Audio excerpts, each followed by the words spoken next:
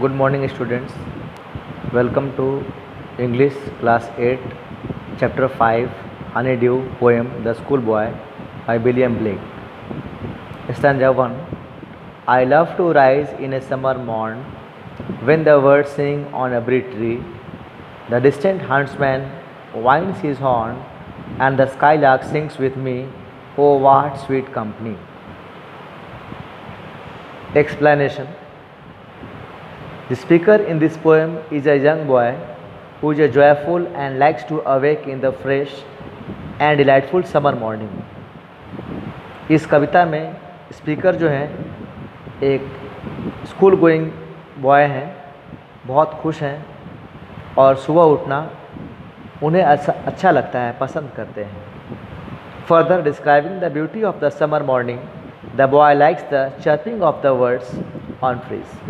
आगे speaker describe करते हैं समर मॉर्निंग की सुबह को, ये बताते हुए कि वाकई बहुत ही सुंदर होता है, क्योंकि सुबह सुबह चिड़ियाँ डालियों पर बैठकर चहचहाते हैं, चर्प करते हैं.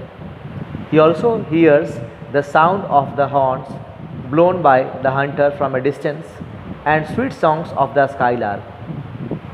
उन्होंने ये भी बताया है कि वो जो हंट्समैन जो दूर दराज होते हैं वो अपने हॉर्न्स को बजाते हैं और साथ ही साथ जो स्वीट सॉन्ग जो लार्क स्काईलार्क चिड़िया हैं वो गाती है उसको वो सुनते हैं. The boy enjoys the sweet company. और जो स्पीकर हैं जो लड़के के रूप में वो इन चीज़ों को एंजॉय करते हैं. Stanza second. But to go to the school in summer morn, oh, it drives all joy away. Under a cruel eye outborn, the little ones spend the day in sighing and dismay. Explanation. It is a matter of utmost disappointment for the speaker to attend the school in such a beautiful morning. Speaker कहते हैं इतनी अच्छी सुबह summer morning की जो होती है उसमें स्कूल जाना वाकई एक डिसअपॉइंटमेंट अर्थात निराशा का कारण बनता है उनके लिए. आगे देखते हैं. Where actually he wishes to enjoy the delight of summer. सुबह उठकर वो स्कूल जाना पसंद नहीं करते हैं, बल्कि वो पसंद करते हैं कि आराम करते, प्रकृति को देखते, वर्ड्स को देखते. He is tired and even puzzled under the strict supervision of his teacher. वह अपने शिक्षक के प्रति बात करते हुए बताते हैं कि जब वो स्कूल जाते हैं तो जो वो उन्हें स्ट्रिक्ट सुपरविज़न में रहना पड़ता है, डिसिप्लिन के अंदर रहना पड़ता है, अपने टीचर के कहे अनुसार वो उन्हें पसंद नहीं है. The phrase outbound refers to the eyes of the teacher that actually tires the boy. इसमें एक फ्रेज आया है आउटबाउंड. आउटबाउंड का मतलब यहाँ पे शिक्षक की आँख के लिए आया है, जिससे कि बच्चा थक सा जाता है, परेशान सा हो जाता है. Instead of enjoying the pleasant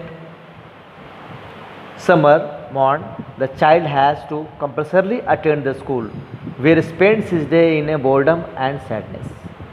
अंत में स्पीकर बताते हैं कि वो उसे स्कूल जाना बिल्कुल भी अच्छा नहीं लगता है, लेकिन फिर भी कंपल्सरली उसे जाना स्कूल पड़ता है, जो कि उसके लिए निराशा का कारण है, उसके बोर होने का कारण है. Now stanza 3. Ah then at times I drooping sit and spend many an anxious hour, nor in my book can I take delight, nor sit in learning's bower, born through with the dreary shower. Explain करता हूँ इसको students. The child expresses his tiredness. इन पंक्तियों में जो बच्चा है speaker के रूप में वो अपनी टायर्डनेस अर्थात थकान को बताते हैं. He sits unwillingly in the sea of boredom. वह चिंता युक्त मुद्रा में बैठते हैं चुपचाप.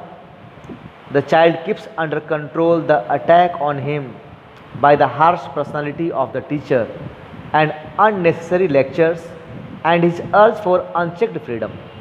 बच्चा अपने टीचर के दिए गए आदेश को कठोरतापूर्वक, जो वो आदेश देते हैं उसको पालन करता है, उनके अनचाही भाषण को सुनता है और इस तरह से अपने आज़ादी को वो नहीं जी पाता है. The learnings bower refers to a garden where the child can be taught in an interesting way. इसमें लर्निंग्स bower शब्द यूज़ किए गए हैं. इसका मतलब है एक बगीचा जहाँ बच्चा विश करता है, इच्छा होती है उसकी कि शायद वहीं हमें बैठ के अगर कोई पढ़ाया था कितना अच्छा होता, कितना इंटरेस्टिंग होता. आइए स्टैंजा 4 में देखते हैं. Stanza 4. How can the bird that is born for joy sit in a cage and sing? How can a child when fears annoy but droop his tender wing and forget his youthful spring? Explanation देखते हैं.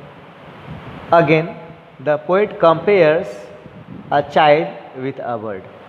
इस stanza में जो कवि है, speaker है, एक बच्चे को एक चिड़िया से तुलना कर रहे हैं. According to his views, a bird which is born cheerful and fun-loving can never sing sweet songs if caged. कवि के मत के अनुसार एक चिड़िया जो कि सुंदर होती है, फन लविंग होती है, स्वीट सॉन्ग्स गाना उसे पसंद होता है, वो अगर उसको पिंजरे में कैद कर लिया जाए तो वो शायद अपने स्वीट सॉन्ग्स को नहीं गा सकेगी. Similarly, a child if remained under the umbrella of annoying fear and tension can never enjoy his childhood days. उसी प्रकार से जैसे कि एक बच्चे को कंट्रोल में रखकर, उसको टेंशन में रखकर, उसकी फ्रीडम को ख़राब करके उसको एंजॉय नहीं करने देकर उस बच्चे की जो टैलेंट है उसको हम निखार नहीं सकते हैं और उसके साथ साथ हम बचपन के दिनों को भी खराब करते हैं. आगे स्टैंजा 5 और 6 देखते हैं. O father and mother if birds are nipped and blossoms blown away and if the tender plants are stripped of their joy in the springing day by sorrow and cares dismay, how shall the summer arise in joy or the summer fruits appear. Explanation देखते हैं. The boy complaints to the highest authority to his father and mother. बच्चा complaint करता है सबसे उच्चतम प्राधिकरण को जो उसके पिताजी हैं, माताजी हैं, saying that if A budding child is picked and swept of in the early stage of life, यदि कम अवस्था में, शिशु अवस्था में, ग्रोथ करने के स्टेज में एक बच्चे को यदि बोझिल बना दिया जाएगा और उसको दुख में, कष्ट में रख दिया जाएगा तो वो किस तरह से आगे बढ़ पाएगा, ये वो कहते हैं. देखते हैं आगे. In an ocean of sorrow where there is no one to care for. कहते हैं कि एक महासागर के, दुख के महासागर में अगर उसे छोड़ दिया जाए, एक बढ़ते हुए बच्चे को, छोटे बच्चे को, जहाँ उसका केयर करने वाला कोई भी नहीं हो, he further says that if unhappiness grasses the sensitive plants beautiful and the newborn birds, summer can never be joyful. और वो प्लांट का उदाहरण देते हुए स्पीकर कहते हैं, कवि कहते हैं कि अगर सेंसिटिव जो प्लांट है उसको क्रश कर दिया जाए, कुचल दिया जाए तो उसकी सुंदरता कहाँ निखर पाएगी, कहाँ वो प्रसन्न रह पाएगा. आगे देखते हैं.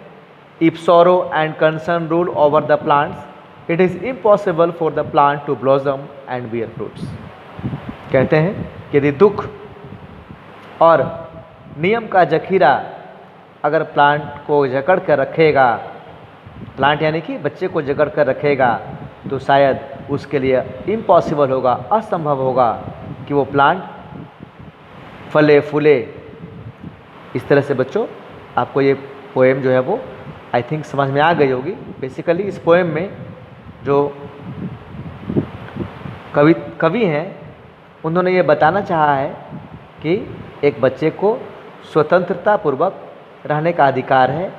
जो बच्चा स्वतंत्र रहता है, जिस बच्चे को सोचने की आज़ादी होती है, वो बच्चा निसंकोच पढ़ाई में भी इंटरेस्ट लेता है और वो पढ़ाई में इंटरेस्ट लेके बहुत कुछ अच्छा कर सकता है। यहाँ पे कवि ने बच्चे की तुलना एक नवजात प्लांट से किया है, न्यू प्लांट से किया है। Thank you. Next in the next lesson. Thank you so much.